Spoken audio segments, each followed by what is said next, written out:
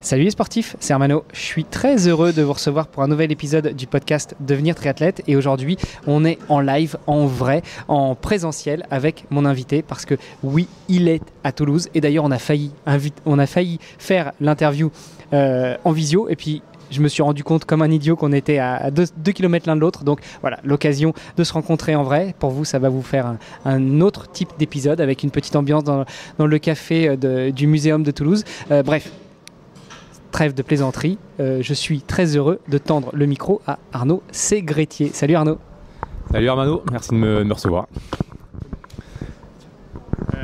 Écoute, c'est un plaisir. Alors je te propose de tendre le micro comme ça. Et toi tu fais rien. Tu as juste à répondre, c'est moi qui te tends le micro, ça marche. Écoute Arnaud, je suis super content de te revoir parce que même si on n'a pas, il me semble pas qu'on ait échangé quelques mots il y a quelques semaines, mais en tout cas on était tous les deux à Le Tilleux à Stockholm. On s'est amusés tous les deux avec d'autres potes à traverser l'archipel de Stockholm du nord au sud ce lundi 1er septembre. Pour toi, ça s'est beaucoup mieux passé que pour moi. On reviendra aussi un petit peu là-dessus. Mais juste avant, ce que j'aimerais, c'est que tu te présentes, que tu nous dises un petit peu qui est Arnaud Ségrétier. Donc moi, c'est Arnaud Ségrétier, j'ai 35 ans. Donc j'habite à Toulouse avec ma femme Chloé, mes 2 enfants, Juliette et Léo, 5 et 3 ans. Je suis prof de PS en banlieue toulousaine, dans un collège. Il y a 4 ans, j'ai commencé à coacher. J'ai monté ma petite structure de coaching sur les conseils de 2 copains qui trouvaient que je me débrouillais pas si mal que ça. Et voilà, et puis après il me reste un peu de temps libre, donc on en profite pour s'entraîner et se fixer des objectifs plutôt dans les sports d'endurance. Et moi ce que j'aime c'est varier, c'est un coup un peu le triathlon, un coup le swimrun, un coup le trail, voilà. Tout ce qui est sport d'endurance ça me branche et je m'éclate à préparer des défis, à réfléchir au casse-tête que représente la préparation de certains défis comme au Tilleux et voilà ce qui m'éclate. Tu disais, tu es prof d'EPS, donc éducation physique et sportive. Tiens, un petit coucou à Ghislain Vachette de Railway to Tilleux qui était là aussi le 1er septembre, qui lui aussi est prof d'EPS, mais beaucoup plus au nord, lui, il est du côté de Villeneuve d'Ascq. Comment est-ce que de prof d'EPS, on devient aussi entraîneur? Est-ce que c'est ta formation? T'es passé par quoi? Par STAPS? Alors c'est sûr qu'avec la licence STAPS, c'est intéressant parce qu'on a des modules qui touchent un peu à l'entraînement sportif. Mais après, c'est surtout que moi, j'ai toujours eu cette envie de m'entraîner seul, de comprendre par moi-même, de m'améliorer tout seul, que si jamais je réussis quelque chose, c'est un peu grâce à moi, et si je rate, je peux en prendre qu'à moi aussi. Et c'est cette perspective-là qui m'intéressait le plus, et c'est pour ça que quand j'ai commencé à me prendre en main tout seul pour la course à pied, j'ai des copains qui m'ont dit « Ah c'est bien ce que tu fais et tout, donc vas-y, coach-moi ». Et j'ai commencé avec 2 copains, donc d'ailleurs je les remercie, c'est Bruno et Nico qui m'ont donné envie de m'y mettre. Et derrière j'ai monté ma micro-entreprise, je me suis formé, je lis énormément de choses parce que les formations c'est bien, mais ce qui compte c'est toujours être au fait de ce qui se fait, des évolutions, des nouveautés pour jamais s'endormir et toujours proposer le maximum de choses aux athlètes. On en parlait tout à l'heure en off, en venant justement jusqu'au bar. On parlait de Carole Ispi, entre autres. Carolie, si tu nous écoutes, je te tendrai le micro avec grand plaisir, mais est-ce que c'est un de tes modèles aussi dans tes entraînements? En tout cas, je lis tout ce qu'il fait, parce que je trouve qu'il a à la fois la vision théorique, c'est un mec qui lit plein d'articles tous les jours et qui est vraiment à la page de tout ce qui se fait un peu dans le monde, les méthodes suédoises, mais aussi à l'étranger. Et surtout, ce que j'aime bien, c'est qu'il est très pragmatique. Il prend des athlètes qui ont un bon niveau de base, et il en fait des machines de guerre en quelques saisons, et c'est hyper impressionnant, hyper inspirant. Parce qu'il y a plein de coachs qui prennent des athlètes pros qui ont déjà un niveau extraordinaire. Et certes, ils vont les faire progresser, ils vont parfaire un peu tout ça. Mais Carole Ispi a ce truc-là de prendre des mecs un peu bons, mais pas trop encore connus, et qui vont vraiment devenir très forts. Donc ça, c'est ça qui est intéressant à voir. Et en plus, ils partagent beaucoup. Donc effectivement, c'est une de mes grosses sources d'inspiration pour le coaching, quoi. Ouais, il prend un diamant brut et il le taille lui-même, là où d'autres prennent un diamant déjà un petit peu taillé et puis ils ajustent quelques facettes. Tu me disais aussi en off tout à l'heure que ça fait pas très longtemps que tu as découvert le triathlon et le swimrun. Est-ce qu'on peut repasser un petit peu en revue ton histoire? Qui était Arnaud Ségrétier petit? Est-ce que tu faisais du sport, beaucoup de sport? Par quel sport tu as commencé? Raconte-nous tout ça. Alors moi déjà, c'est toute ma famille qui est sportive. Il y a beaucoup de profs de PS. Tout le monde a touché à un moment donné à un sport ou à un autre. Donc j'ai des souvenirs petits d'aller voir mon père qui jouait au basket, ma mère aussi, le tennis avec les copains l'été en vacances. Donc j'ai toujours eu des souvenirs autour des terrains de sport. Mais moi quand j'étais petit c'était le foot. En plus Coupe du Monde 98, je suis arrivé à Bordeaux, je suis allé voir des matchs de la Coupe du Monde. Le club des Girondins de Bordeaux qui à l'époque était un peu mieux que maintenant, qui gagne le titre dans la foulée.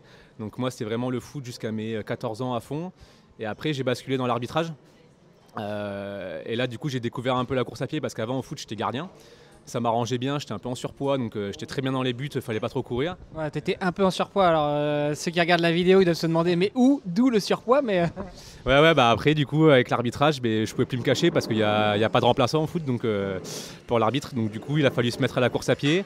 Mais du coup j'ai apprécié travailler, m'améliorer.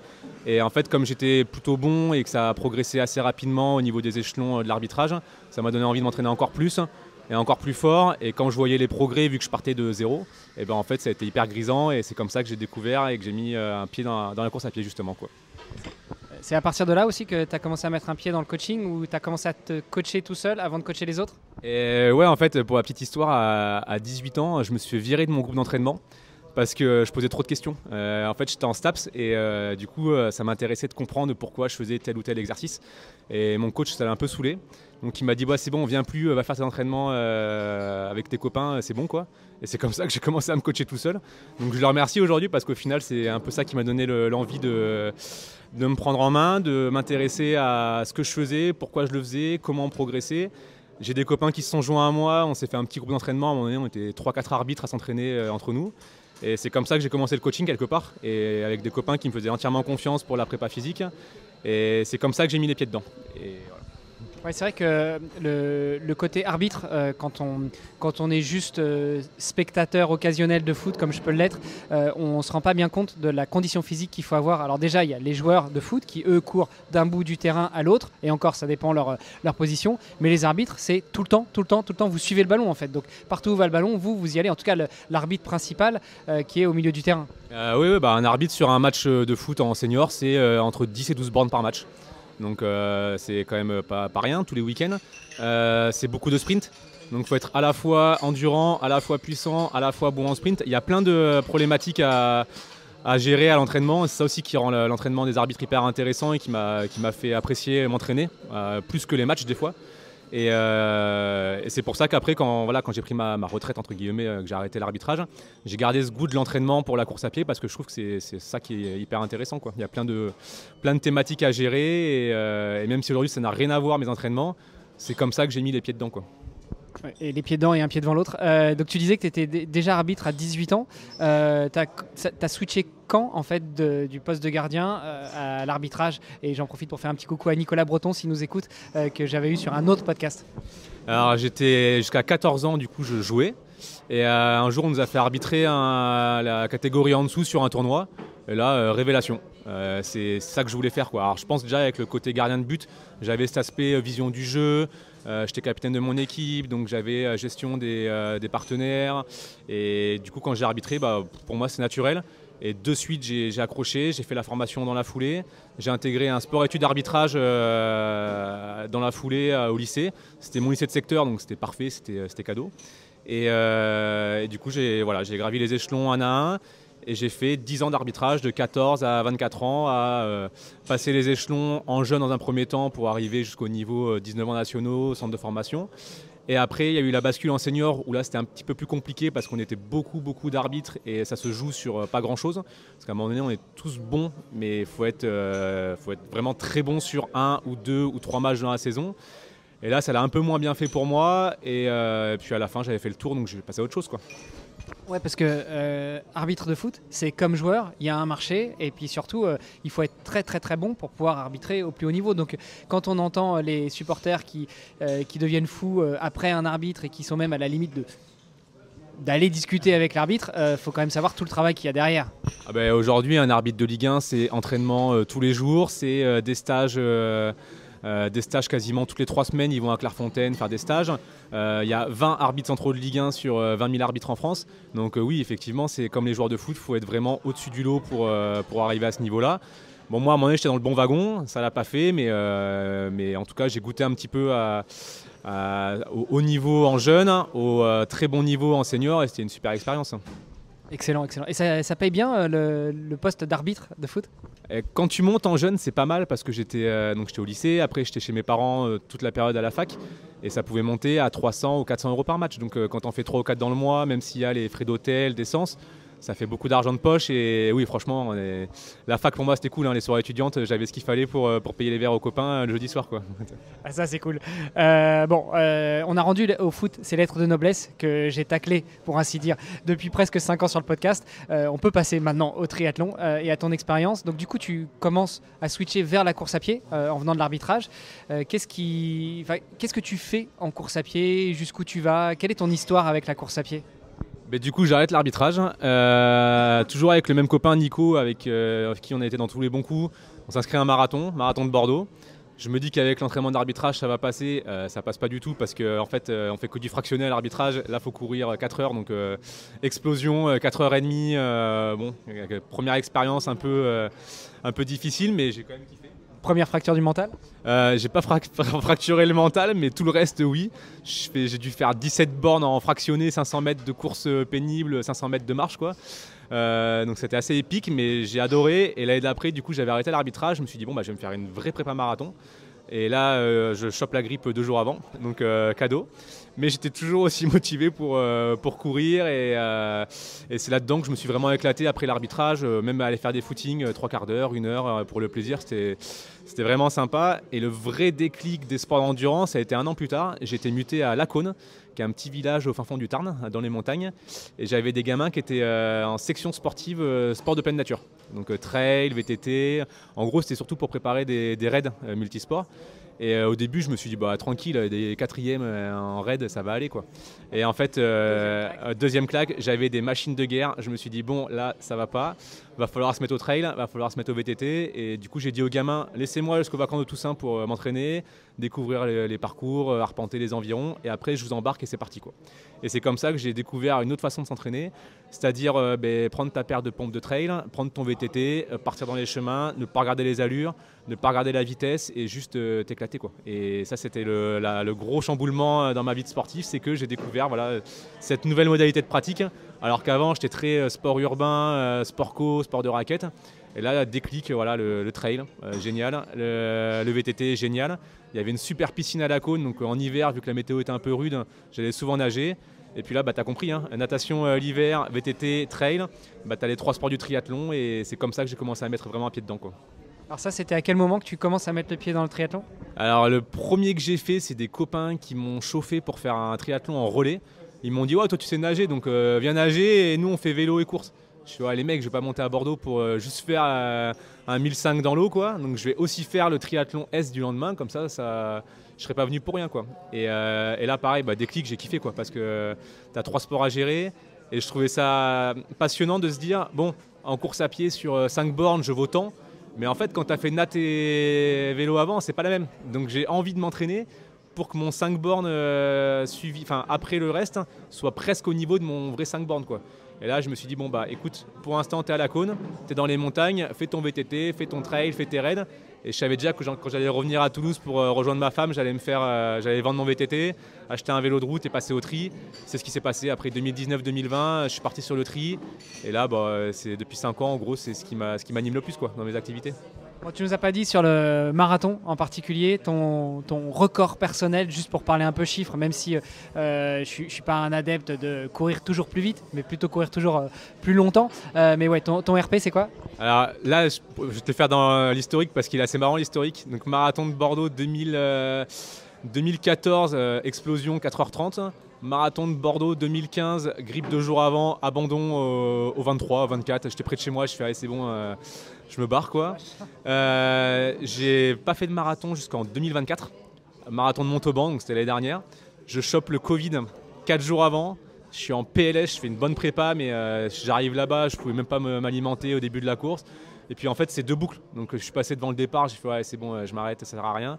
Et là, j'étais par terre, tout de l'espace, mal au ventre, des crampes. Donc c'était une bonne idée d'arrêter. Et quand même, l'année dernière, je me suis dit, bon là, on s'y met. Et on est parti avec 2 copains que je coach en plus à Séville. Et j'ai fait un RP à 3,26. Ah, pas mal, pas mal. Bah, tu me disais en off que j'enchaînais les galères. Toi, c'est pas mal non plus. Avant les compètes, grippe, Covid, pas mal. C'est que les marathons. Je suis poissard du marathon. Le reste, c'est pas mal. Mais marathon, j'ai eu sur 4 marathons, il y en a eu 2 où j'étais grippé avant. Donc voilà. Mais en même temps, voilà, le marathon, c'est pas l'effort qui me correspond le plus. Moi, je préfère des trucs vraiment très longs. Donc au final, c'est génial parce que c'est des expériences sympas avec les copains. On a un groupe de 4 ou 5 potes à beaucoup courir. Là, on part à Barcelone au mois de mars pour le marathon. On part à 9. Dont 6 athlètes que je coach. Donc ça va être une super expérience, c'est ça qui m'intéresse le plus dans le marathon. Mais effectivement, les formats de prédilection, c'est tout ce qui va durer plutôt 5, 6, 7, 8 heures et plus, quoi. Ah, on va y arriver, on va y arriver.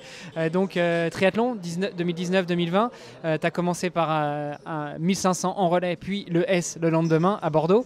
Et ensuite, c'est quoi ton histoire avec le tri? Alors pour la petite histoire, le marathon en relais, la bouée s'est envolée et j'ai fait 2009. Donc c'était une belle première expérience d'eau libre. C'était la première fois que j'allais en eau libre. Mais pareil, j'ai adoré et puis au final, je m'en suis pas trop mal sorti.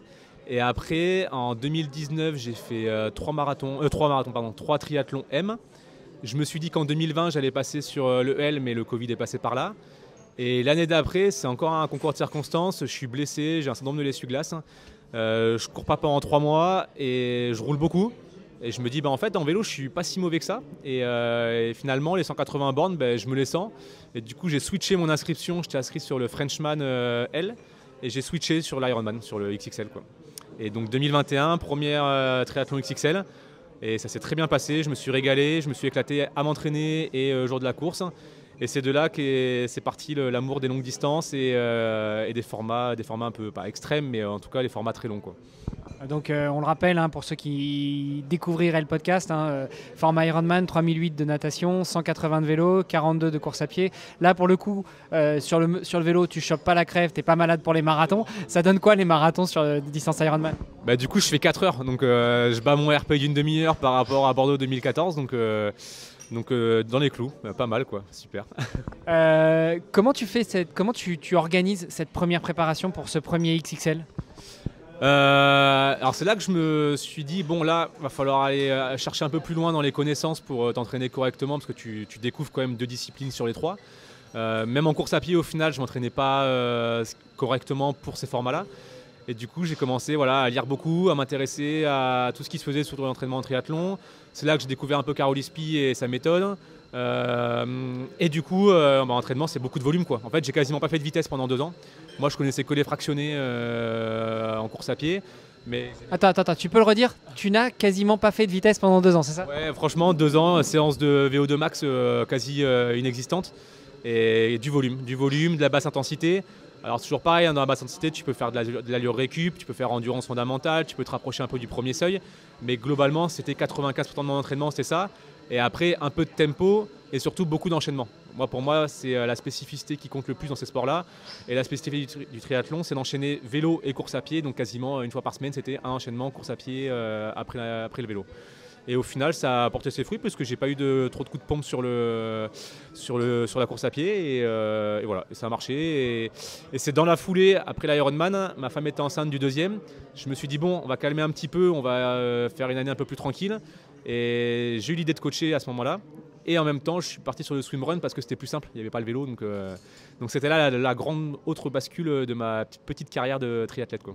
C'est quoi, 2022, 2023? C'était en 2022, ouais. Entre le triathlon, le Frenchman XXL, c'était en octobre 2021. Et mon petit est né en mars 2022, donc c'était là la transition où je me suis mis à coacher, où on a basculé sur du swimrun, où j'ai un peu plus nagé. Et voilà. Ok. Si on fait déjà un point là, donc 2022, avant que tu découvres le swimrun, tu commences à coacher officiellement, c'est là que tu lances ta micro-entreprise. Mine de rien, ça fait déjà quelques années que tu fais du sport, que tu t'entraînes avec tes potes, avec ton pote Nico, vous faites les 400 coups. Est-ce que à ce moment-là, tu réalises tout le chemin parcouru et puis surtout ce que ta formation et ce que ton expérience dans la pratique va t'apporter dans le coaching? Au début, ça sort vraiment de nulle part, quoi. C'est mon pote Nico, toujours, qui me dit « Ah, je vois la progression que tu as sur Ironman depuis 6 mois. On se voyait une fois par mois dès qu'on s'entraînait ensemble. » Il me dit « Mais c'est ouf, tu progresses trop vite. » Il me dit « Vas-y, je me suis inscrit au marathon de Barcelone, là, coach-moi. » Et effectivement, les outils que j'ai utilisés pour moi, je commençais à les appliquer pour lui, mais c'est toujours pareil, quand tu coaches quelqu'un, il faut quand même s'adapter beaucoup à la personne. Donc il y avait toujours quand même des différences. Et en fait, ça s'est trop bien passé parce qu'il m'a dit je veux faire moins de 3h30. Et moi, 3 semaines avant, je lui dis mec, là, il faut que tu vises 3h20, tu as le niveau. Et il fait 3h15. Et c'est là que je me suis dit, ouais, en fait, je ne dois pas être si nul que ça non plus en coach. Effectivement, mon expérience de tout ce que j'ai fait dans ma vie de sportif, elle est en train de me servir. Je pense que mon côté un peu pédagogique que je peux avoir dans mon boulot de prof, hein, ça me sert aussi, surtout sur l'aspect humain. Parce que coacher, c'est facile de donner des séances avec fait tant de temps à telle vitesse pendant tant de temps. Enfin, c'est assez facile. Mais toute l'approche humaine derrière, de savoir comment organiser les entraînements par rapport à telle personne, par rapport à son mode de vie, par rapport à sa famille, par rapport au temps dont il dispose. C'est là, je pense que j'ai peut-être le petit truc que n'ont pas d'autres coachs éventuellement, parce que j'ai cet aspect, voilà, je pense qu'il vient de ma pratique de prof de PS, quoi.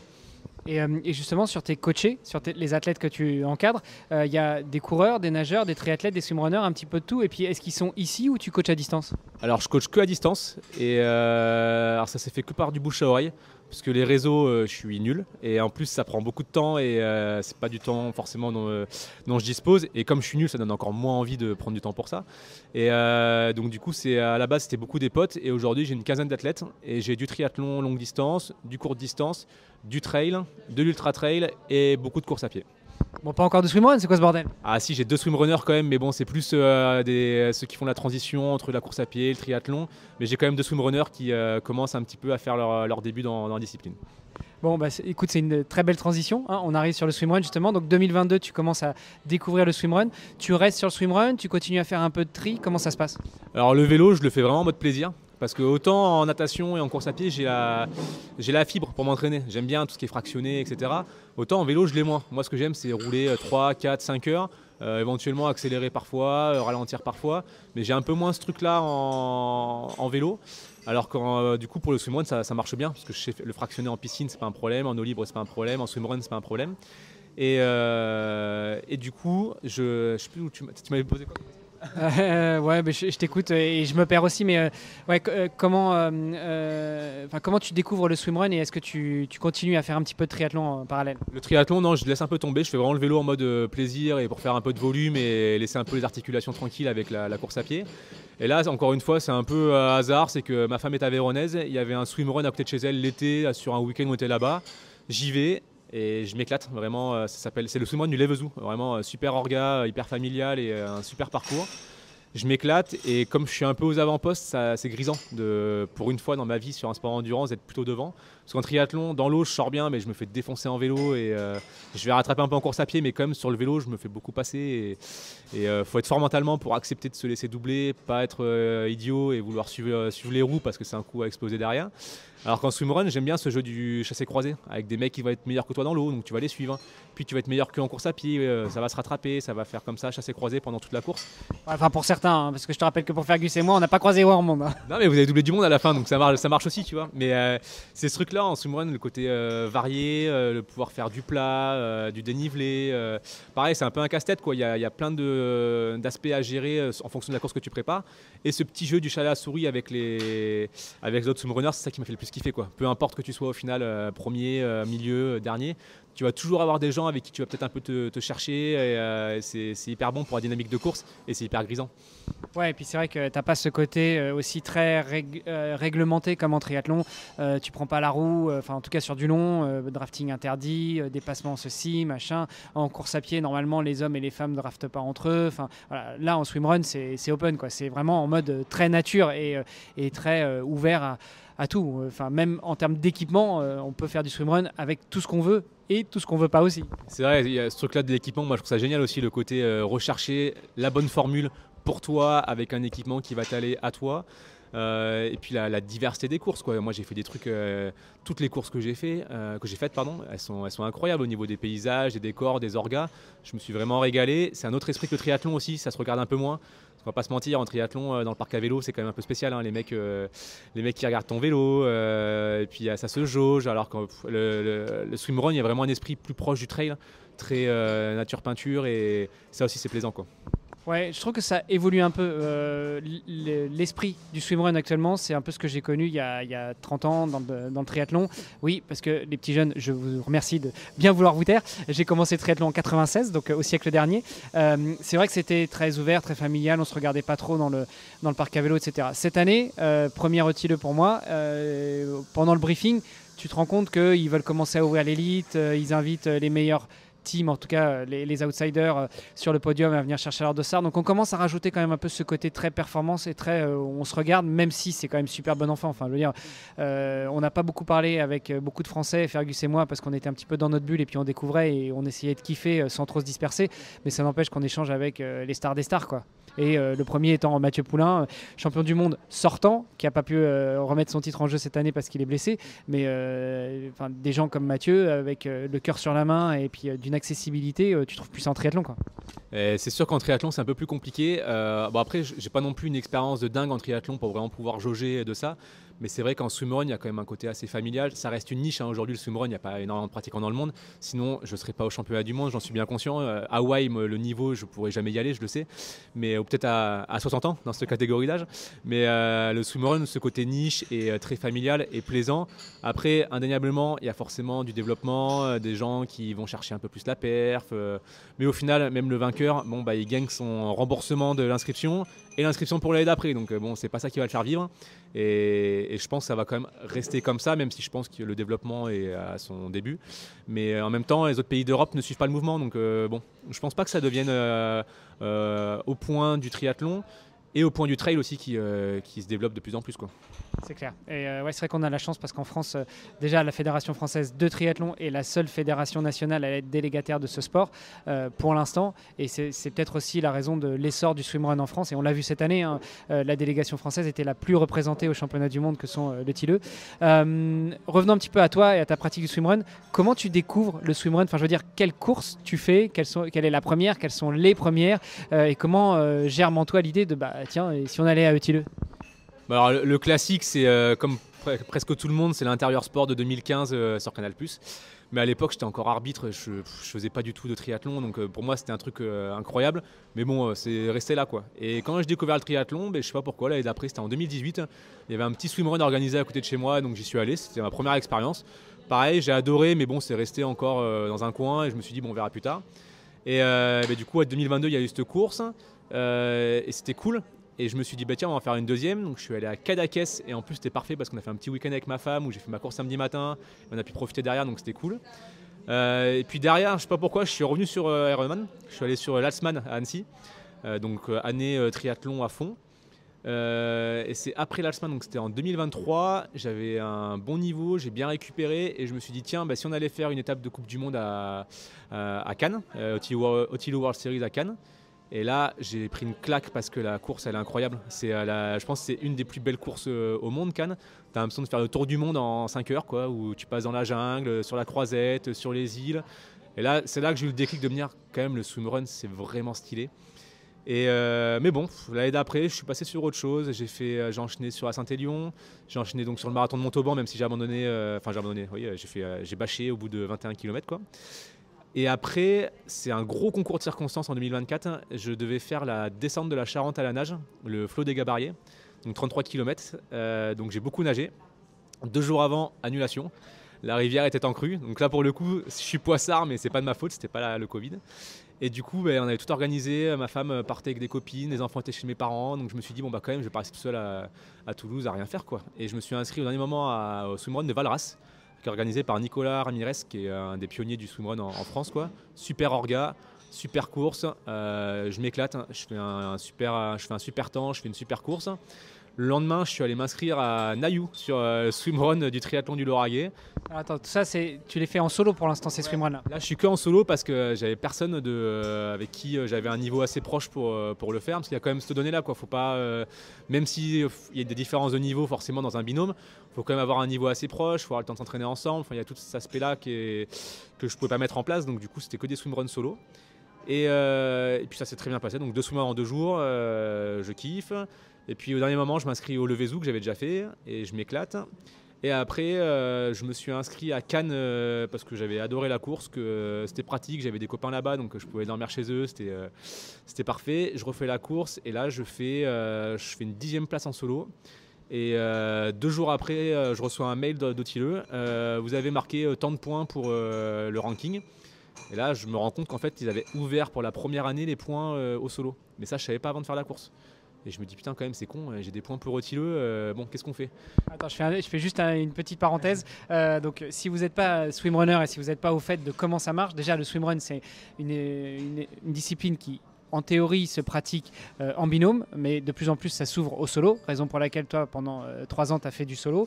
Mais pour aller à l'Autileux, qui est considéré comme les championnats du monde de swimrun, en tout cas, c'est la course originelle de swimrun, il faut y aller en binôme et surtout il faut se qualifier. Bon, il y a aussi des entrées parallèles, c'est ce que nous on a utilisé avec Fergus, on a envoyé un joli mail avec une belle lettre de motivation et on a réussi à obtenir ce qu'on appelle une wildcard, donc une invitation. Mais pour le commun des mortels, pour aller sur ces championnats du monde, il faut se qualifier. Pour se qualifier, il faut faire des courses qualificatives, un petit peu comme l'UTMB, un petit peu comme Ironman, un petit peu comme tous ces labels, toutes ces séries. Et effectivement, à partir de 2024, ils ont ouvert la possibilité à ceux qui couraient en solo de marquer des points pour le binôme, pour une éventuelle participation au championnat du monde. Donc là, on est à Cannes 2024, top 10. Donc, jolie marque, pas mal de points. Et ensuite je me dis, quand même, c'est con de ne pas tenter le truc. Et du coup, je commence à réfléchir un peu au budget, parce qu'il y a quand même un coût pour y aller. Possibilité de se faire sponsoriser. J'en parle à ma femme, parce que c'est quand même le 1er septembre, donc ça veut dire la laisser toute seule pour la rentrée avec les gamins. On rappelle quand même que tu es prof, donc laisser aussi tes gamins, enfin en tout cas tes élèves tout seuls. Il y avait aussi raté ma rentrée à moi, donc voilà, il y a eu toute cette réflexion à faire, et puis je me suis dit, bon, ça c'était réglé, par contre il fallait encore trouver le binôme. Donc là c'était notre histoire, parce que moi je voulais vraiment y aller avec quelqu'un que je connaissais et que j'appréciais, parce que c'est quand même une aventure sur plusieurs jours, il y a la prépa, donc tu vas pas avec n'importe qui. Et du coup j'ai fait tout le ranking. De 1, je pense qu'il y avait 800 personnes dans le ranking. Et je regarde tous les Français. Et là, je vois Vincent Louchard, qui est un ancien collègue EPS qui était dans le Tarn quand j'y étais. Et je dis, je le connais lui. Et j'avais pas fait gaffe qu'il avait. Je savais qu'il faisait du swimrun parce que je l'avais sur Strava. Il avait fait une course à l'Afré. Et je savais pas que c'était une course du circuit Merit Race. Donc Merit Race, c'est là où les points sont coefficient 1. Et moi, à Cannes, c'était coefficient 2 les points pour Autileux. Et du coup, je l'appelle. Je lui dis, mec, t'as des points, j'ai des points, viens, on fait Autileux. Il me dit, écoute, laisse-moi m'organiser une semaine et je te donne la réponse fin de semaine. Et puis il m'a rappelé et il a dit, feu, on va à Autileux ensemble. Et nous voilà, donc c'était en novembre de l'année dernière à s'inscrire à Autileux. Et réponse en février. Et puis là, une fois qu'on a eu la réponse, c'est parti quoi. Prépa pendant 6 mois et puis pour arriver 1er septembre à Autileux. Voilà, nous on a fait à peu près pareil. Fergus, on se connaissait pas. On s'est dit tiens, si on y allait, tiens, bonne idée, on va demander une invitation. On l'a obtenue. Nous, la réponse était plutôt fin mars. Et là, on a dit feu, début de l'entraînement. Et moi, feu, début des emmerdes avec grosse grippe qui me met par terre pendant 6 semaines. Mais bon, ça, c'est pas le sujet. Donc vous, tout se passe bien pendant la prépa? Alors, ma prépa à moi, elle est idéale parce que déjà, je me suis éclaté pendant 6 mois. Pour moi, Autileux, c'est un gros casse-tête parce qu'il y a plein de trucs, il y a plein de paramètres à gérer pour arriver près du jour de la course. Mais je me suis éclaté à résoudre ce casse-tête, à trouver les solutions pour affronter le technique, l'eau froide, les 10 bandes en natte, les parties plus roulantes, etc. Donc moi, préparation idéale. Je t'arrête là juste 2 secondes. Justement, c'est quoi, est-ce que c'est que ça, les paramètres à prendre en compte quand on est entraîneur, aussi bien pour soi que pour les autres, pour ceux qui ne connaissent pas Autileux, ou est-ce qu'il y a d'autres paramètres comme il y a aussi le déplacement. Alors si tu y vas en avion, c'est pas pareil que si tu y vas en train, mais il y a aussi la durée de déplacement, il y a le changement d'alimentation, il y a le changement de climat quand tu arrives là-bas. Cette année, c'était exceptionnel, il n'y avait pas de changement, mais normalement, on n'a pas les mêmes conditions quand on est au nord de Stockholm que quand on est à Toulouse ou même à Paris. C'est quoi les paramètres justement que toi, entraîneur, pour toi et potentiellement pour d'autres, il faut prendre en compte? Alors pour Autileux, par exemple, le premier paramètre, c'est qu'il faut quand même nager 10 bornes en poule plaquette. Donc à un moment donné, il va falloir s'y filer en piscine et en eau libre à faire des grosses distances en poule plaquette. Le deuxième gros paramètre pour moi, c'est l'eau froide. Donc là, il n'y a pas de secret. Je suis allé à la Ramée, au lac de la Ramée pour les Toulousains qui connaissent. Je suis allé le 1er avril donc, pour tester le matos en conditions réelles, 13 degrés. Et là, c'est le moment de... Tu trouves des solutions. Voilà, moi, pour le coup, ça se passait très bien l'eau froide. Mais juste quand même, j'avais remarqué qu'il fallait s'échauffer bien le haut du corps pour éviter d'être saisi par le froid. Il y avait un petit aspect mental aussi, je m'étais préparé des petits tips mentaux pour affronter le froid. Moi typiquement un truc qui marche bien c'est de penser au truc que je vais bouffer après la séance. Ça moi c'est hyper réconfortant. J'avais écouté 2-3 podcasts comme ça sur l'aspect mental. Donc oui voilà, paramètres de l'eau froide. Après quand même comme paramètre, faut courir 60 km, donc c'est pas rien. Sur les 60, il y en a 30 où c'est plutôt roulant, donc il va falloir se taper des séances avec des gros blocs plutôt autour de SV1 pour pouvoir être performant sur les 3 îles un peu importantes de 8, 8 et 17 km. Alors SV1, premier seuil ventilatoire, je demanderai à mon fils ce que c'est, on en parlait en off, mais en gros c'est le moment où on commence à déclencher la consommation d'oxygène, où on commence à accélérer la consommation d'oxygène, mais c'est pas encore le seuil anaérobie où on va passer sur le niveau intensité. Ouais, enfin pour moi surtout le premier seuil c'est un peu la frontière lipide-glucide. Avant le premier seuil on est beaucoup sur l'utilisation des graisses. Et progressivement, selon chaque personne, chaque athlète, au niveau du SV1, on va commencer à basculer plus sur la filière des glucides. Donc c'est là que c'est aussi intéressant sur la partie ravito. Donc pareil, sur Thilo, il y a la partie ravito à prendre en compte. Et pour le coup, moi je suis resté sur ce que je sais faire habituellement sur les formats longs, donc c'est autour de 50-60 grammes de glucides. Parce que moi, vu ma vitesse, je pense que je consomme plus de lipides que de glucides, donc ça sert à rien de partir sur des trucs de dingue de 120 grammes de glucides par heure. Et là, je vous rappelle le début de l'épisode, monsieur était en surpoids quand il était jeune. Ouais, non, mais il me reste des graisses quand même, ça c'est les points positifs, il me reste des graisses de l'époque, donc ça c'est intéressant pour la longue distance. Mais non, mais je pense qu'aujourd'hui, il y a toute la mode des glucides, ça c'est très personnel, mais qu'un athlète de haut niveau qui s'entraîne 30 heures par semaine bouffe glucides sur glucides à l'entraînement et en compétition, je comprends. Mais que nous, amateurs, avec nos vitesses un peu moins élevées et avec nos entraînements, ça représente qu'entre 5 et 20 heures de volume par semaine. C'est déjà très bien ceux qui font 15-20 heures, mais est-ce qu'ils ont besoin de bouffer 50 grammes de glucides à chaque séance et 150 grammes en compète? J'en suis pas sûr. Donc personnellement, moi j'ai misé sur une stratégie à bien bosser les lipides pendant les séances avec peu de ravitaillement, pour monter progressivement en juillet-août avec un peu plus de glucides par heure, pour arriver sur Thilo à 50-60 grammes. Et j'ai poussé un petit peu plus par rapport au froid, où je me suis dit que sur l'aspect froid, il fallait quand même que je monte un poil au-dessus pour pouvoir résister au froid, quoi. Mais du coup, voilà, c'est plein de paramètres qu'il faut gérer, qu'il faut appréhender, qu'il faut avoir testé, voilà, sur des courses. Un truc tout bête aussi, c'est que moi j'avais entendu qu'on pouvait boire l'eau de la mer Baltique là-bas, mais du coup je me suis dit bon, je vais le faire, mais il faut le tester avant. Donc je l'ai testé. Évidemment, je ne suis pas allé en lac avec les cyanobactéries au mois de juillet quand il fait 30 degrés à boire l'eau du lac, mais j'avais testé au mois d'avril, au mois de mai. Sur le swimrun de Valras que j'ai refait en juin, j'avais testé de boire un peu l'eau de la mer pour voir si ça passait. Et effectivement, ça passait très bien. Donc j'ai pu le faire à Haut-Thilo et pas sortir ma flasque de la course quasiment, à part sur les îles un peu plus longues. Donc voilà, c'est plein de petits paramètres à gérer. Et au final, le seul petit paramètre que j'avais peut-être un peu pas négligé, mais sous-estimé, c'est les rochers et surtout le fait de monter très haut les jambes en fait. Sur chaque sortie d'eau, tu montes très haut les jambes, il y a des îles hyper techniques. Le technique c'était pas un problème, mais le fait de monter très haut les jambes, à la fin c'est ce qui m'a un peu crispé les quadrilles et qui m'a fait un peu cramper sur la fin de course. Donc c'est le petit bémol de ma prépa, c'est ça, c'est de pas avoir suffisamment fait des trucs très spécifiques à monter haut les genoux pour monter sur les rochers. Mais mis à part ça, tous les autres paramètres, j'étais plutôt bien appréhendé. Et ça s'est plutôt bien passé pour moi sur la course. Ouais, c'est ce que j'allais dire. Le gros paramètre, moi, que je vois, au-delà de s'entraîner avec ton binôme, au-delà du froid, au-delà de boire la mer, au-delà de tenir des longues distances, parce qu'effectivement, il y a des îles qui sont longues où il y a beaucoup moins de trails. C'est quand même les parties très techniques. Sur les rochers, il faut lever les jambes, il faut sautiller, il faut parfois sauter.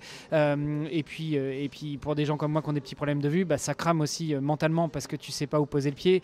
Et si c'est toi qui prends la tête du binôme au début, voilà, ça fatigue énormément, mais ça fatigue pas que la tête, ça fatigue aussi les jambes, les pieds, ça fatigue tout. Et après, justement, les parties beaucoup plus roulantes sont sur la deuxième partie de l'épreuve. Et donc, si tu es déjà cramé au début, si tu t'es déjà explosé les jambes, c'est plus dur d'emmener derrière. Donc, il y a aussi ce paramètre-là très technique que malheureusement, entre guillemets, on ne retrouve pas en France. Après, on peut aller faire de la via ferrata, mais pour enchaîner nage et alpinisme, c'est plus difficile. Comment est-ce que tu imagines qu'on pourrait entraîner ça en swimrun quand on est français ? Bah, typiquement, moi pour l'aspect technique, alors je l'avais bossé un peu, même si à Toulouse c'est pas très technique, tu as un peu de cailloux, un peu de montée. Moi cet été j'étais beaucoup dans les Landes, donc c'est un truc tout bête, hein, mais quand tu vas dans les chemins, mais plutôt que d'esquiver une racine ou un truc qui traîne par terre, bah, tu mets le pied dessus. Donc c'est un truc tout bête, mais moi je l'ai fait beaucoup et ça m'a beaucoup servi pour placer le pied comme il faut sur ce genre de terrain. Et après, bon, malheureusement, moi c'est le temps qui me manque, j'ai pas le temps d'aller péter dans les Pyrénées. Dans la semaine ou le week-end, parce qu'il y a la vie de famille, il y a l'aspect pro et tout. Mais c'est le seul truc qui m'aurait peut-être un petit peu manqué, ouais, c'est d'aller plus faire des sessions, pas chez toi, parce que chez toi c'est trop urbain, quoi. Mais sinon, ouais, alors tu vois, typiquement, parler de toi tout à l'heure qui habitait à Castres, hein, je trouve que ça ressemble beaucoup au Cidre en termes de technicité, donc essayer de trouver des trucs comme ça qui se rapprochent. J'avais écouté Florian Schaeffer, qui fait deuxième en mixte. Lui, il a raconté qu'il s'était fait d'entraînement sur des lits de rivière pour s'entraîner vraiment à avoir les pieds un peu mouillés dans l'eau, voilà. Donc il y a des solutions. Après le problème c'est que moi je m'entraîne pas 30 heures semaine, mais même de toute façon les meilleurs swimrunners ils s'entraînent pas 30 heures semaine. Donc faut faire des choix. Et moi j'ai fait des choix de prioriser autre chose, et ça s'est très bien passé. Il me manquait un peu ce point de vue, monter les jambes hautes sur les rochers. Mis à part ça, tout le reste, j'ai plutôt bien fait, donc c'est quand même pas mal. Hein. On ne peut pas s'entraîner malheureusement 20 heures semaine, on n'est pas des pros, donc avec 10-15 heures, tu fais ce que tu peux et c'est quand même pas si mal que ça. Bon alors, les premiers, nos copains Jérôme Guéguen et Arnaud Delustrac de la Kebab League, que j'ai reçus sur le podcast Road to Tilo, 3e épisode, eux gagnent cette année, 7h19. Toi et Vincent, votre binôme, vous en êtes où?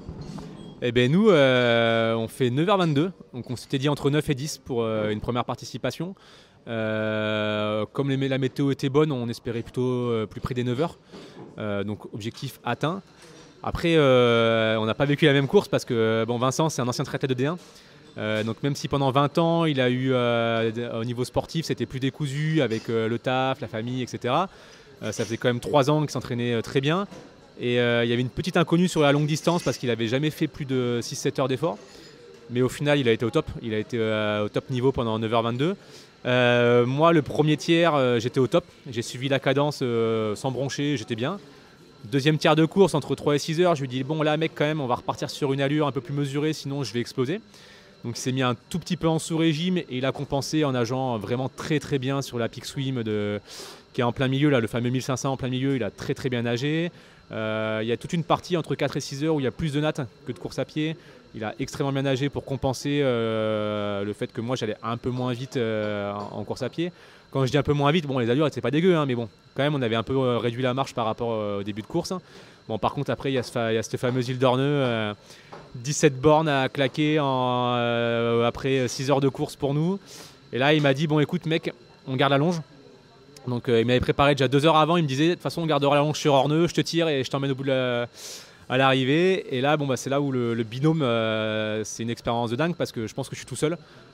Je cours pas aussi bien, je cours pas à cette allure là, je marche, je me fous sur le bas-côté à boire, à manger, je sais pas, mais en tout cas je suis pas en mouvement pendant 2 heures comme je l'ai fait sur Orneux. Mais là je me suis dit bon le mec il a son top niveau, ça fait 3 heures qu'il est un petit peu en sous-régime pour moi. Bon là mec tu t'accroches et tu suis le mouvement et là je suis allé chercher très très loin. Là franchement c'est la première fois de ma vie que je vais chercher aussi loin, mais en même temps c'est beau parce que c'est pour le binôme et j'avais envie de lui rendre ça parce que depuis le début on sait qu'il est plus fort que moi, mais il est quand même venu avec moi, il aurait très bien pu me dire non moi je veux un mec de mon niveau et du coup bon c'était un sale moment Orneux parce que j'ai quand même morflé, mais à la fois c'était beau parce que je me suis accroché pour le binôme pour aller chercher le meilleur temps possible. À ce moment-là, le classement, on n'a aucune idée de combien on est. On se doute qu'on n'est pas trop mal, mais franchement, on n'a aucune idée. Et quand même, j'avoue, à la fin de l'île, on croise un Français qui nous dit « Bon, les mecs, vous êtes 26 au scratch ». Et là, on se dit « Ah ouais, et tout. » Et là, du coup, Vincent, il m'encourage. Il me dit « Mec, c'est bien. Toi, tu cours. Les autres, ils arrivent plus trop à courir. Toi, tu arrives encore à courir. Donc, c'est bien. Accroche-toi kilomètre après kilomètre. » Et on sort de ce style d'Orneux. Bon, derrière, la mise à l'eau froide, là, ça m'a calmé. Là, j'ai pas compris ce qui m'arrivait. J'ai crampé de partout, des mollets, des releveurs. L'île derrière, je sais pas si tu te souviens, mais elle est hyper technique. Il n'y a pas de chemin. C'est des petits drapeaux qui sont par terre et il faut essayer de suivre la trace. Donc là, pareil, crampe sur crampe. Et puis après, c'est reparti. Il te reste 1 heure, donc tu t'accroches. Et puis voilà. Et puis tu passes la ligne et c'est une course de dingue. C'est au-delà de la perf, au-delà du temps. voilà, partager ça en binôme sur un parcours complètement atypique, complètement dingue et concrétiser une prépa de 6 mois un peu spécifique. Bon, bah, c'était génial. Voilà, super expérience. Et puis comme je dis souvent à mes potes là, quand je leur raconte un peu le truc, c'est que au-delà de la course, je trouve que le concept Eutileux avec une orga qui te prend en charge pendant 48 heures, c'est dingue. Ça se voit nulle part ailleurs. Et je suis persuadé que Ironman, UTMB, toutes ces marques-là, ils rajouteraient dans leur package un truc de ce style-là, il y aurait encore plus d'adeptes, quoi. Et bon, en tout cas, c'est le truc pour moi qui fait la différence sur Eutileux, c'est cet orga, quoi. Orga de 48 heures, hôtel de dingue la veille, buffet de l'espace le soir de la course, le ferry le lendemain pour voir un peu ce que tu viens de te taper la veille. Enfin, c'est dingue. Ouais, c'est dingue. Putain, j'avais la chair de poule quand tu racontais ton histoire et notamment cette traversée d'Orneux. C'était pas 17. Hein. Moi, j'ai plus 18 et demi à la montre. Et je peux te dire, enfin, t'as écouté l'épisode avec Fergus, même les 500 derniers mètres, on se demandait quand est-ce qu'ils allaient se terminer. Hein, parce qu'on est passé short. On n'a pas du tout eu la même course que vous. Mais ouais, c'est...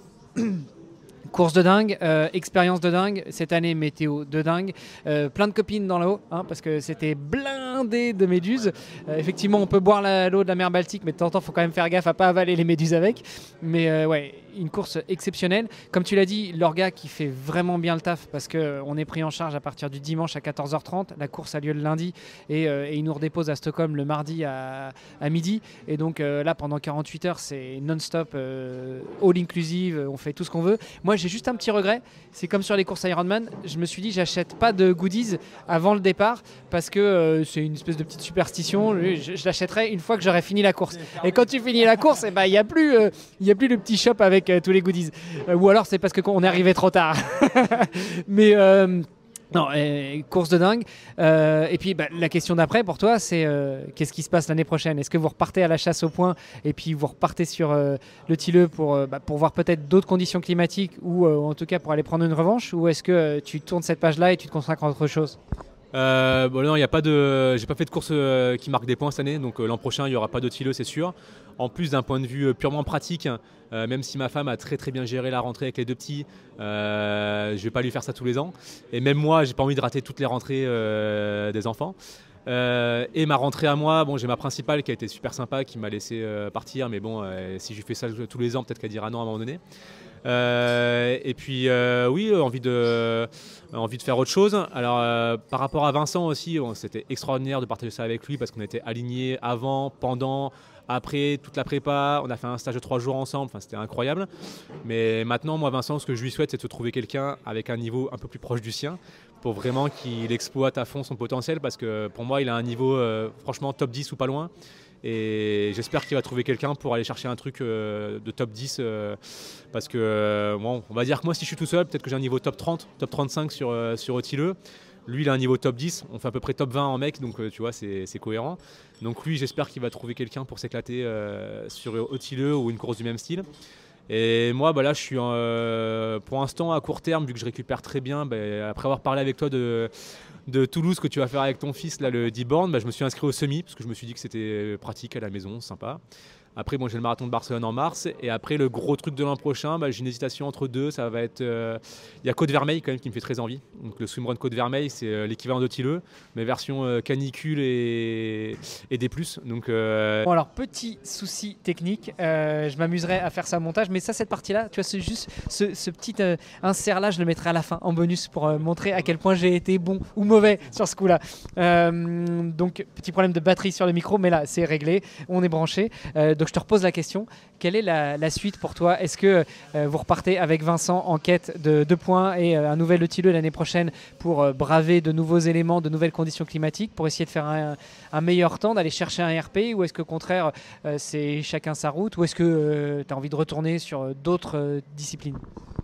Il n'y aura pas d'Eutileux l'an prochain, parce que déjà j'ai pas fait de course pour marquer des points, donc ça au moins c'est clair. En plus, bon, d'un point de vue purement pratique, j'ai laissé ma femme gérer la rentrée, même si elles sont sorties comme une chef. Je vais pas lui refaire le coup tous les ans, et puis même moi par rapport à... J'ai pas envie de rater toutes les rentrées de mes enfants, quoi. Donc peut-être qu'on en refera un jour, mais en tout cas l'an prochain c'est pas prévu. Après par rapport à Vincent, moi ce que je lui souhaite surtout dans l'immédiat, c'est de trouver un binôme avec un niveau un peu plus proche du sien, pour vraiment qu'il aille exploiter son potentiel, parce que là, pour moi, il a un niveau top 10, Vincent. Il a fait une course extraordinaire. Il a fini la course. Il était un peu en sous-régime parce que je l'ai ralenti. Mais je pense qu'il a vraiment un niveau pour aller chercher top 10. Donc j'espère qu'il va trouver quelqu'un pour aller retourner et performer sur Hautilleux ou une course du même style parce qu'il a le niveau et je lui souhaite vraiment.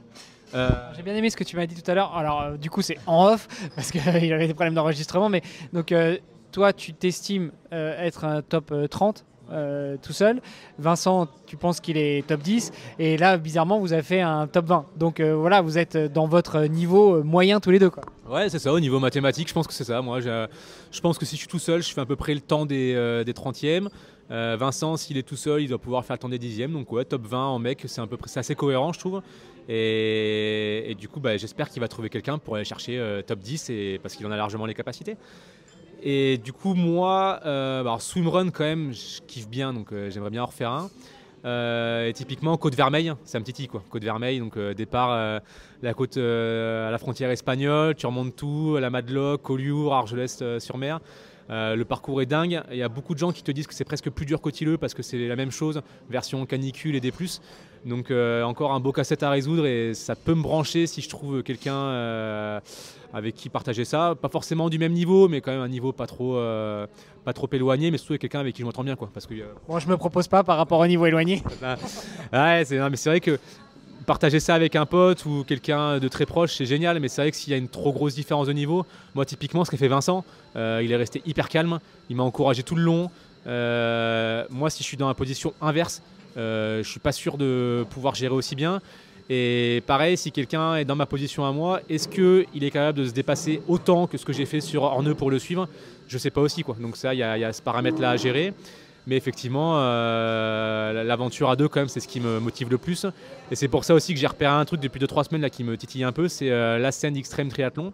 C'est comme le Norseman, mais version Pyrénées. Avec départ Lac de Lourdes à 3h du matin, 4 cols à vélo, Port de Balès, Peyresourde et compagnie, finish au Tourmalet avec passage par le pic du Midi de Bigorre, enfin toutes ces choses-là.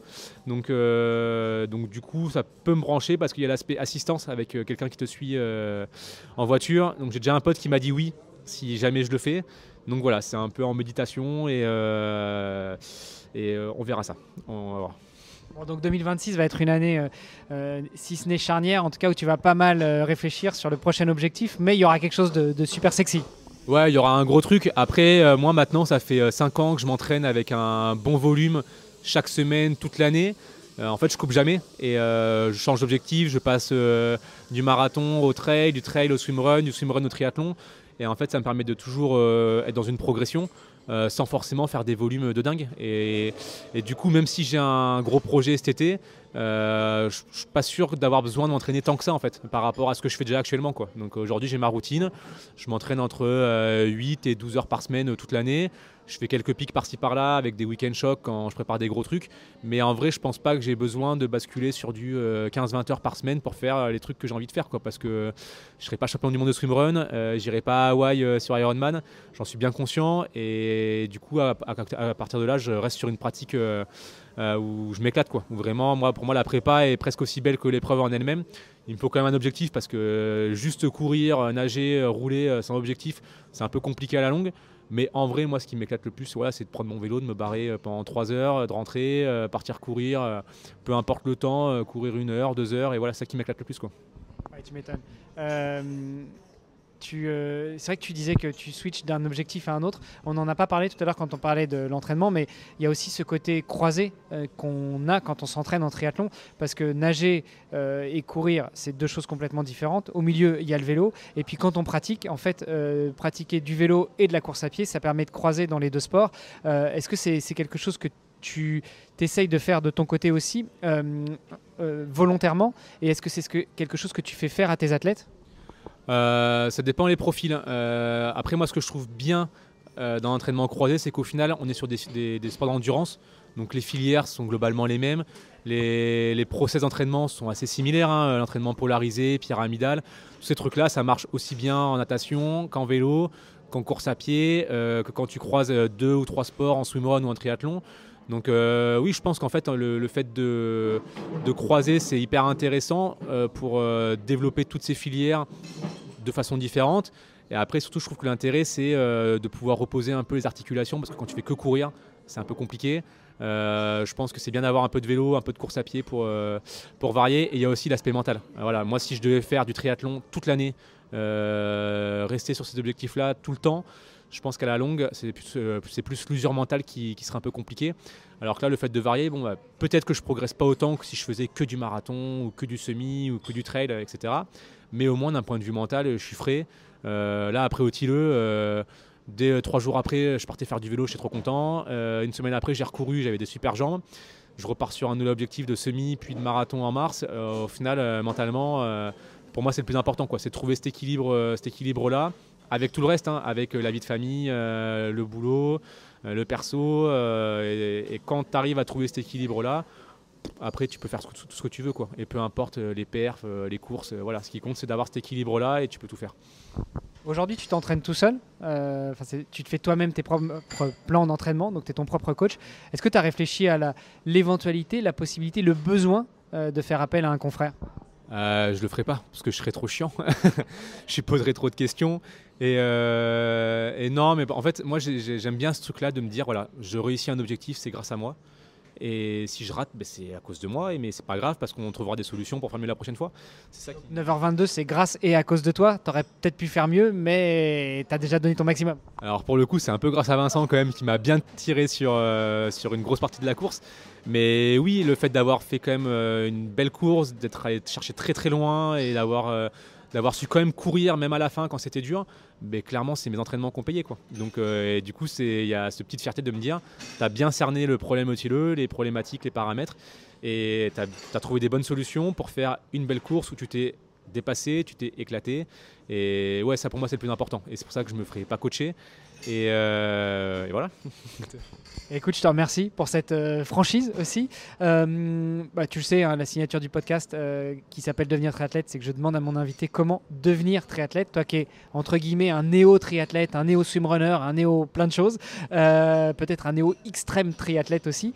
Quel est ton meilleur conseil pour celles et ceux qui nous écoutent pour devenir triathlète ? Être régulier et faire les choses avec progressivité. Moi, je vois beaucoup de gens qui de suite veulent partir sur des trucs très compliqués avec des intensités très, très difficiles à tenir. Et je pense qu'il faut prendre son temps. Il faut se lancer, mais il faut prendre son temps. Et après, le triathlon, c'est facile, hein. Un maillot de bain, un bonnet, des lunettes, tu vas nager. Vélo, pas besoin d'avoir des trucs à 6 000 € d'entrée. Et courir, une bonne paire de pompes et c'est parti, quoi. Donc en vrai, c'est pas compliqué. Mais ce qui peut l'être, c'est voilà, de vouloir brûler les étapes. Parce que j'en vois plein qui, même s'ils vont réussir un truc très difficile, vont se flinguer et derrière pourront plus rien faire. Donc c'est accepter d'être patient, de ne pas succomber à ce mode de vouloir tout faire très vite et de suite faire des trucs de dingue. Hein, parce qu'il y a 20 ans, faire un marathon, c'était extraordinaire. Aujourd'hui, faire un marathon, c'est nul, il faut faire l'UTMB, sinon t'es une merde. Enfin, tu vois, c'est un peu ça. Donc ouais, l'UTMB, c'est génial, mais construis-les sur 4, 5, 6, 7 ans, peu importe, quoi. Tu vois, moi je donne cet exemple parce que c'est Axel, je fais la petite dédicace parce que je l'ai récupéré, c'est le grand frère d'un ancien élève que j'avais qui m'a contacté il y a 4 ans pour le trail. À l'époque, je l'ai récupéré, il faisait que des 20 bornes en trail. Il m'a dit, bon, j'ai envie de faire un 40 bornes, coach-moi. Il a fait un 40 bornes et puis ça s'est très bien passé. Donc on est monté crescendo, l'année d'après un 60, l'année d'après un 100, puis un 120. Et cet été, il a fait le GRP dans les Pyrénées, 160 avec 10 000 de D+. Voilà, c'était un projet sur 4 ans, il a pris son temps, on a fait les choses bien et il fait un truc de fou. Mais il a été patient, quoi. Et ça, c'est c'est le conseil, c'est faites les choses dans l'ordre, avec patience, soyez réguliers, ayez une vision, pas forcément à court terme, mais plutôt à long terme. Ça, c'est un peu ma casquette de prof de PS, c'est d'un point de vue santé. Essayez de construire un truc sur le long terme, de faire 2 ou 3 séances dans ta semaine classique pour et faire des choses sympas en termes de course et d'objectifs, et aussi pour d'un point de vue santé, être en bonne santé, quoi, parce que c'est le plus important au final. Il y a une question qui m'est revenue pendant que tu parlais, et tu m'as tendu la perche avec Axel. Est-ce que tu as déjà des élèves en tant que prof de PS? Est-ce que tu as certains de tes élèves, soit qui t'ont demandé de les entraîner, soit toi tu as repéré quelque chose et tu leur as juste dit ou soufflé un mot à l'oreille, tiens, tu devrais peut-être faire du tri, ou tu devrais peut-être faire de l'athlé, ou tu devrais peut-être faire de la natation, et ça aurait ouvert des vocations? Ouais, alors il y en a beaucoup à qui je souffle l'idée, parce qu'il y a des gamins qui ont des profils incroyables. Moi des fois je vois des trucs même en 6e, 5e, pas plus tard qu'hier, j'ai une 6e, je la regarde courir, je fais mais toi tu fais quoi comme sport? Elle me dit la danse. Je dis, mais c'est pas possible, tu cours trop bien, toi, il va falloir trouver un truc pour ces filières-là, quoi. Et donc si, oui, j'en parle. Après, bon, à cet âge-là, c'est encore vachement, c'est abstrait le triathlon, quoi. Tu vois, enfin eux, c'est très sport urbain. En plus, moi, je suis dans un environnement urbain, donc c'est très sport co, sport de raquette, danse. Donc après, moi, ma priorité, c'est que les élèves bougent. Ceux qui ont des prédispositions bougent peut-être un peu plus que les autres. Et après, ça vient naturellement. Mais tu vois, j'ai un troisième l'année dernière qui m'a défié sur un 5 bornes à la course de la ville. Il m'a dit, ouais, monsieur, je vous tape sur le 5 bornes en 2 semaines. Je suis, bah ok, vas-y, banco. Et bon, j'ai fini 10 secondes devant lui, donc j'étais content. Mais oui, et du coup, là, il est au lycée maintenant. Il m'envoie des messages, il me demande des conseils d'entraînement. Et dans un club, mais eux, dans le club, c'est vachement demi-fond. Et lui, il a déjà une vision très moyen-long terme où il sait qu'il va basculer sur du long. Donc, je donne des conseils. J'ai une élève qui avait déjà un profil à l'époque très trail et tout, qui me demande des conseils. Elle m'a dit, monsieur, je veux faire un Ironman le plus tôt possible. Je suis, bah, ok, bah, viens, on va nager, je te donne 2-3 tips et puis on va voir. Mais pareil, moi, j'essaie surtout de leur inculquer ce côté, voilà, vision à moyen-long terme. Pas de suite vouloir brûler les étapes et surtout à cet âge-là, quoi. Enfin, à 16 ans, tu prépares pas un Ironman, quoi. Donc ouais, des fois, il y a ces petites connexions qui se font avec certains élèves. C'est cool, parce que ça apporte un petit truc en plus au taf, mais après ça vient des élèves, quoi. Tu vas pas forcer un élève à faire un truc, mais voilà, les profils intéressants, ouais, faut un petit peu les encourager quand même, leur faire découvrir ces trucs-là et leur donner envie de le faire, quoi. Excellent. Écoute, je te remercie beaucoup, Arnaud. Est-ce qu'on a abordé tous les sujets que tu imaginais voir aujourd'hui, ou est-ce qu'il y a d'autres petites choses qui te restent en tête? Ouais, bah on a bien balayé. Alors après, on n'est pas rentré trop dans les détails de l'entraînement. Mais pour ceux que ça intéresse, écoutez, tu mettras le lien. Moi, je suis dispo, même si c'est que pour discuter. Et puis si certains veulent aller sur une préparation de quelque chose, moi, c'est avec grand plaisir. Voilà, moi, je marche au projet, quoi. Moi, si le projet m'intéresse, que je sens la personne motivée, moi, il y a tout qui m'intéresse. Ça peut être du débutant course à pied. Voilà, j'ai des athlètes qui débutent la course à pied, qui visent juste à faire un 10 km, et je trouve ça déjà génial qu'ils aient envie de se motiver pour ça. J'en ai d'autres qui font des trucs un peu plus ambitieux, mais moi, tous les projets sont tout aussi intéressants les uns que les autres. Donc, c'est avec grand plaisir si certains veulent parler de ça en privé. Écoute, on se refera un épisode beaucoup plus centré justement sur l'entraînement, la science de l'entraînement. Ici à Toulouse, et je vais publier l'épisode incessamment sous peu, j'échange pas mal avec le docteur Fabien Pillard, qui est un médecin, entre autres, à l'hôpital Purpan, qui réalise tous les tests physio et tests sportifs, mais il travaille aussi avec le CREPS de Toulouse, très pointu aussi dans son domaine. Donc ce sera peut-être l'occasion de faire une table ronde en présentiel, en physique, pour vous laisser parler tous les deux. Cette fois-ci, l'épisode, je le préparerai sur l'aspect technique, et puis après je vous laisserai débattre, soit aller dans le même sens tous les deux et apporter des précisions à vos échanges, soit vous taper dessus, évidemment, façon de parler, mais je pense que ça peut être intéressant de faire ça en physique, vraiment en format table ronde, quoi. Eh bien, écoute, ouais, avec grand plaisir. C'est sûr qu'en physique c'est génial, parce que des fois, moi, pour avoir testé avec toi en visio, c'est pas évident comme exercice, alors que là c'était quand même beaucoup plus facile. Donc même si j'ai des gros progrès à faire pour parler moins vite, plus calmement. Mais écoute, avec grand plaisir. Et quand même, je tiens à te remercier pour le podcast, parce que je trouve ça cool ce que tu fais, de donner la parole à tout le monde, des fois à des pros, des fois à des amateurs lambda, des fois à des coachs. Et j'adore le format, donc merci de m'avoir reçu, c'était vraiment un kiff, quoi. Merci beaucoup, je prends le kiff aussi des gentils derniers petits mots. À bientôt. Ah non, mais non, avant de partir, une dernière question quand même. Où est-ce qu'on te retrouve? Où est-ce qu'on échange avec toi? Où sont tes réseaux sociaux, même si comme moi, t'aimes pas du tout communiquer? Ouais, alors moi je suis vraiment pas actif, parce que voilà, comme c'est un vrai métier, je trouve, les réseaux. Donc Arnaud Ségretier sur Instagram. J'ai ma page de coaching, donc c'est ASURUN. As, U et Run. Sur LinkedIn aussi pour ceux qui veulent, sur Facebook et voilà. Et sur Strava, oui, sur Strava, Arnaud Ségretier. Bon après, voilà, c'est vrai que Strava c'est chouette pour se connecter, mais il faut aussi savoir prendre du recul sur les perfs qu'on voit des autres, parce que bon, on est toujours le faible de quelqu'un, donc bon, faut aussi relativiser ça, quoi. Exactement. Épisode d'aujourd'hui que je viens de diffuser avec Jean-Vincent Vallée, et sa tagline c'est ne te compare pas aux autres, kiffe, et puis après tu progresseras. Ouais, c'est ça. Moi je trouve ça génial les réseaux, je trouve ça génial Strava, je trouve ça génial de se connecter, de voir ce que font les autres, de donner envie aux gens de faire du sport, même pour les gamins, hein. Moi je vois mes élèves qui suivent des influenceurs sportifs, c'est génial. Mais il faut aussi avoir cette éducation sur la prise de recul pour pour rester centré sur soi, quoi. Et à chacun son Everest. Ironman, c'est génial. Mais moi, voilà, j'ai une mère de famille que je coach, qui veut faire un semi, qui a 2 enfants en bas âge, c'est compliqué pour s'entraîner. Elle fait ses 2 ou 3 séances semaine, c'est hyper compliqué à caser. Et je trouve ça tout aussi beau d'arriver à faire ça à la fin de la semaine à la fin de la prépa, que d'aller faire un Ironman ou un ultra ou machin. Voilà. Ouais, puis Ironman c'est bien, mais Nautilus c'est mieux. Non, on est sur un podcast de triathlon, on va parler d'Ironman. Merci beaucoup Arnaud, puis merci de t'être plié au jeu du présentiel. C'est vrai qu'on avait essayé en visio et puis finalement on s'est dit qu'en présentiel ce serait plus sympa et je kiffe toujours autant, même si sur l'aspect technique j'ai encore des progrès à faire. Mais c'est génial de voir les gens en vrai, de pouvoir échanger, de se servir un verre d'eau, un café. Et puis là, en plus aujourd'hui, on était, comme je disais, au café du Muséum de Toulouse. Donc c'est super sympa, il y a un petit peu des bruits autour, ça donne une ambiance. Vraiment, merci encore. Ouais, par contre, la prochaine fois, tu me fais pas un lapin sur la course à pied, parce qu'on devait faire une petite session course à pied avant. Donc, par contre, ça, c'est partie remise et obligatoire, quoi. Ouais, t'inquiète. On refera ça et puis je prendrai le micro si j'y arrive et on se fera des petites pastilles. Merci beaucoup, Arnaud. Encore merci à toi.